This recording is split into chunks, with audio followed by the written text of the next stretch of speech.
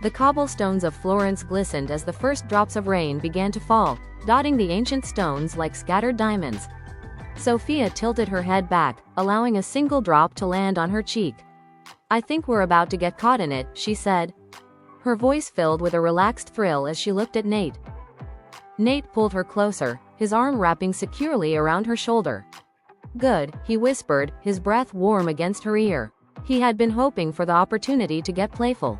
The sky opened, and then a gentle but steady downpour hushed the city's blaze to a soft rhythmic patter.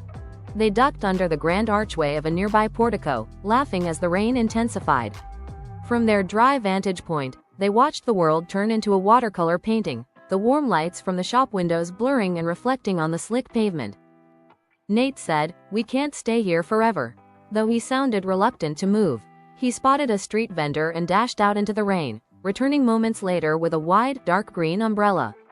He opened it, then reached out his hand to Sophia. "Your chariot awaits, my lady." Tucked together under the umbrella, they resumed their walk. The rain created a private world for them, the city drumming on the fabric like a soothing soundtrack to their stroll. The Ponte Vecchio, usually bustled with crowds, was nearly deserted, its lights shimmering on the surface of the Arno River. Nate turned to face Sophia. The river and the rain-streaked city lights created a perfect backdrop. He gently brushed a damp strand of hair from her face. "This is what I imagined," he whispered. "Just you and me on our unforgettable trip to Italy." Sophia glowed after receiving that slow, deep kiss. When they finally broke apart, the rain had softened to a fine mist.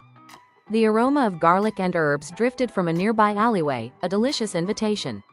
"I'm starving," Sophia said, her eyes sparkling. They followed the scent down a narrow lane to a small trattoria, its windows glowing with a warm, welcoming light.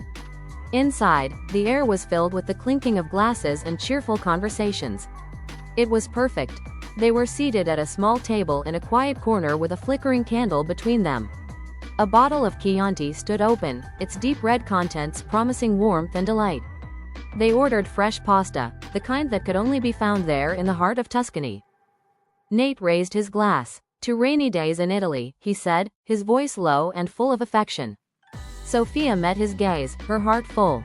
"And to the romance of getting lost in them with you," she replied. The wine was rich, the pasta was divine, and the day had been utterly perfectly theirs.